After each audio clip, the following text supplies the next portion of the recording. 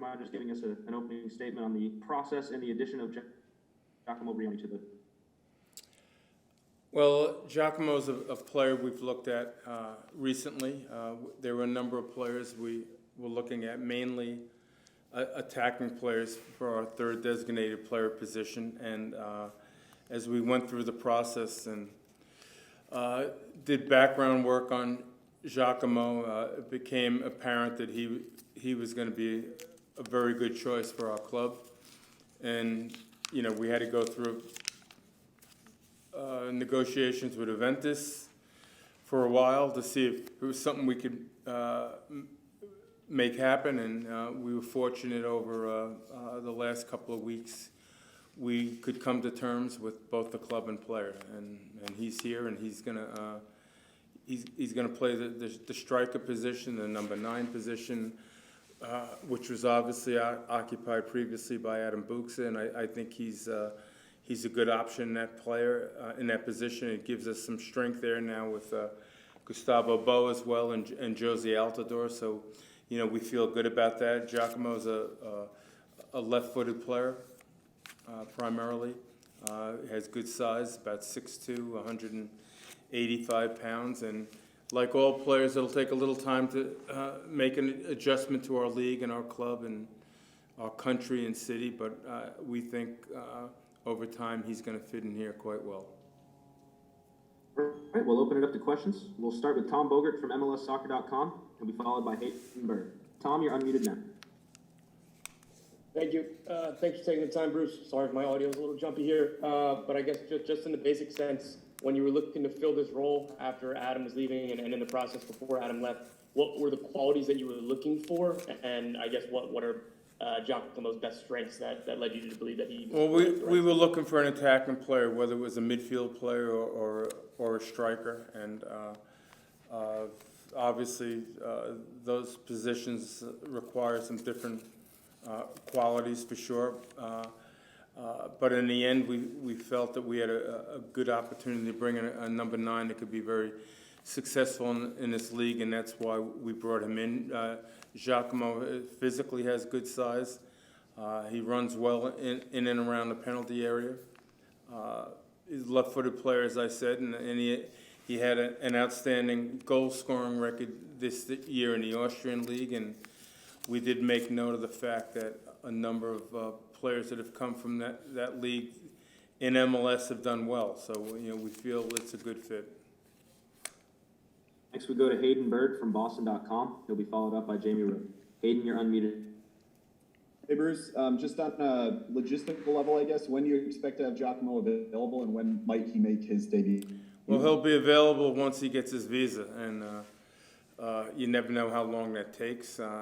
We think it might take 2 weeks from last week when we signed him. So, you know, he could be here probably mid-July, maybe a couple of days past that, maybe a couple of days before that. Just depends on the visa process. Next, we go to Jamie Rook from Last Word on Sports. He'll be followed up by Tom Quinlan. Jamie, you're unmuted now. Hi, Bruce. Could you just speak on how long you've actually been monitoring the player and how long you've been aware of it? I think about a couple of months. It hasn't been long term. We've been looking at players since the last transfer window. I think the last one ended, if I'm not mistaken, the first week in May as well, if I can recall. That's when we brought Georgi Petrovic here. And once that transfer window ended, we began looking for an attacking player for this next window. Next, we'll go to Tom Quinlan from WPRO. He'll be followed up by Sam Minton. Tom, you're unmuted now. Hey, Coach, congratulations on the signing. When you talk with these agents and when you talk with these clubs, what is sort of the sell that you make to them on why they should choose, Foxborough and working with New England? And has it been tough selling the Revolution brand?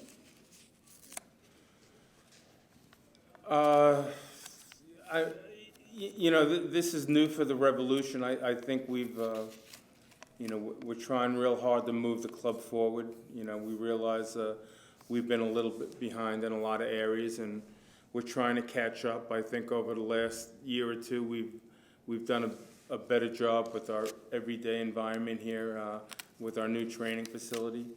Eventually, we're gonna move into a new stadium, and I think that's gonna help us with our visibility in our community and expanding our fan base. And that'll, one day make Boston, I think, a prime, choice for many players around the world. In the case of, Giacomo and some of our previous designated players, you know, we can sell them on the fact that we now have a history as a club where we develop players and move players on to Europe if that's their ambitions. I think that was the case with Adam Buxa when we brought him in. Certainly will be the case with Giacomo, and, you know, Matt Turner has now recently left, as has Tejan Buchanan. So we are one of the few clubs in MLS, not that there aren't a number that do it as well, that can develop players and move them on to, you know, what they believe are better opportunities for them in Europe. So that's certainly a selling point. Next, we'll go to Sam Minton from SB Nation. He'll be followed up by Tom Bogert. Sam, you're unmuted now. Hello, Bruce. Thank you for taking the time today. You did mention Josie Altidore, so I just wanted to ask, how does this signing affect your vision of Josie's role in minutes going forward? Well, we're going to continue on a daily basis with our team and give players the opportunities that they warrant. So, you know, we have no, you know, set schedule for him or other players right now. We're in the business of preparing for the next game and going with the players that we think give us the best opportunity to be successful, and Josie fits into that category. And it looks like we have time for one more question. That'll go to Tom Bogert from MLSsoccer.com. Tom, you're unmuted now. Thank you. And a little bit of, I guess, like a technical salary cap question. Was there any thought to using this slot on a young DP so you guys could use 2 more U22 initiative slots just because of, you know, how successful and immediately successful Dylan Barrero has been? Well, first of all, every case is different. It doesn't mean because you have a successful U22, the next 1 or 2 would be successful as well. We think this is a player that can help us in the short term as well as the long term, and that's why the decision was made. I don't believe having 3 U22s is the way to go for where our club is right now.